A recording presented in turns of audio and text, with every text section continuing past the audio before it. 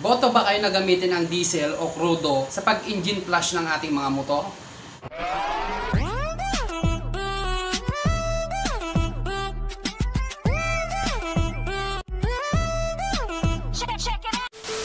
Good afternoon sa inyo mga kabiker at purihin ang Panginoon dahil ito na naman tayo para makapagbahagi at welcome ulit sa ating channel mga kabiker.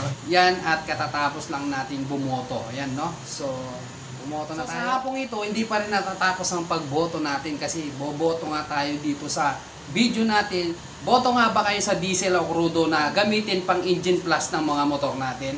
No? So hapyawan muna natin yung kahulugan ng engine flushing. Pag sinabing engine flushing mga kabiker, kailangan pumapasok sa ating isip yan, no? Para linisin yung loob ng makina natin. Through our technique o yung mga makabagong additives pang engine flush ng mga motor natin. Kasi hanggang ngayon mga kabiker, may gumagamit pa rin ng diesel pang engine flush. Ang tanong, okay nga bang pang engine flush yung crudo sa mga motor natin? So sa akin, hindi ko maidi-deny, gumagamit din ako ng crudo pang engine flush sa aking mga motor. No? Kasi may mga gumagawa ng ganun na maling paraan, no?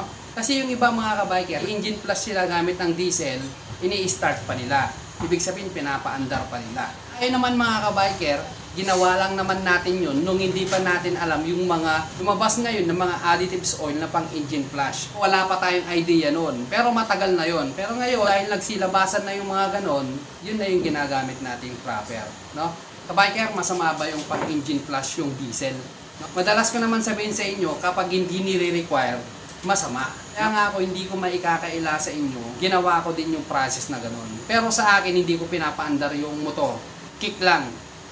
Ini-kick ko siya. Kasi same din lang naman yung paandarin mo at saka i-kick mo. Kasi yung kick, pwede niya naman paikutin yung mga transmission at pwede niyang pababain yung piston at pataasin. So same lang din naman pag pinapaandar natin. So no need na napaandarin. Kung hindi nyo may itatanong mga kabiker, kailangan mo nang tanggalin yung langis sa loob bago ilagay yung crudo. No? Bakit nga ba crudo hindi gasolina? Kasi yung crudo, meron siyang mixed with oil. So ano ba dapat ang pwedeng ilagay sa loob ng makina? Siyempre, pang lubricant, no? Kaya nga yung diesel, mixed with oil yun eh. Hindi tulad ng premium. No? Ikikik mo lang siya. Ang engine flushing kasi, kailangan banlawan sa loob. I-rinse mo ang dumi sa loob ng makina.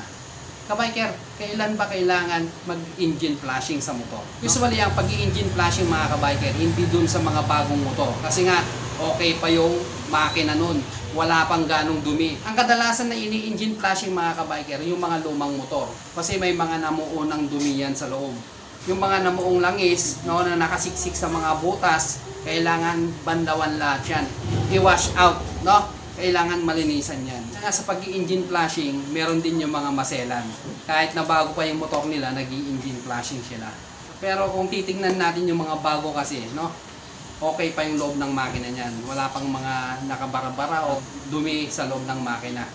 At kung proper yung pag-change oil niya, hindi niya napapabayaan yung maintenance sa pag-change oil, hindi magkakaroon ng dumi agad yung makina. Hindi tulad nitong mga motor na luma, mga kabiker, hindi naman natin alam kung saan galing yung mga motor natin, kung binili lang natin na second hand, hindi natin alam kung talaga i-maintain nila yung pag-change oil nila. No? Kaya nga marami pa rin gumagawa ng engine flushing gamit ang crudo. No? Ako nga, inamin ko sa inyo na gumamit din ako niyan. Pero may mga modern use na pwede naman natin gamitin para sa engine flushing. No?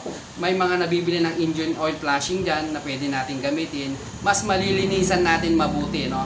Pero ang suggest ko sa inyo mga kabiker, kung kayo ay magpapa-overhaul, ibababa yung makina nyo, talin nyo nang linisin mabuti yung mga crankcase natin, mga parts sa loob, para hindi na natin kailangan mag-engine flushing. Kasi nga, mas makikita natin yung dumi, no? Makukot-kot pa natin yung dumi. Kasi hindi naman lahat ng dumi sa engine flushing is maaalis niya. No? Kaya nga, mas mainam pa rin yung engine refresh. Mari-refresh lahat, hindi lang yung dumi sa makina, kundi yung mga wear and tear ng makina, no? Yung mga sira-sira. So lahat yan mapapalitan. Kumpara dito sa engine flushing na try and error pa rin kasi hindi naman natin alam kung talagang nalinisan nga sa loob. Kaya nga minsan kung ano-ano na yung mga pinanglilinis natin, nag-iimbento na lang tayo, which is masama, no? Kasi nga, hindi naman natin alam kung advisable ba yung mga ginagamit natin. Kaya nga, habang pabago ng pabago ang panahon, merong mga nagagawa na mas modern para sa mga motor natin, like sa mga engine flushing. Meron na talagang mga mabibili yan. Kahit ano pang brand niyang mga yan, basta pang engine flashing. Kung gusto niyo ng mga cheap price, meron yan. Kung gusto niyo naman yung mga mas mahal, meron din yan. So, sihan nyo na lang yan, mas mainam yung mas mahal. Siyempre, mas okay yun, no?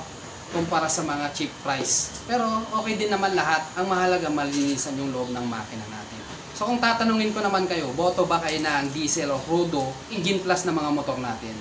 So sa mga nakakapanood ngayon sa ating video mga kabiker, comment down below lang kayo kung may mga suggest kayo na ano yung dapat gamitin, no? Yung mga ginagamit nyo na rin na nabibili nyo, i-comment nyo na rin dito sa comment section natin para makita din ng mga kabiker natin ano yung mas maganda na pwedeng gamitin sa mga motor natin pang engine flashing.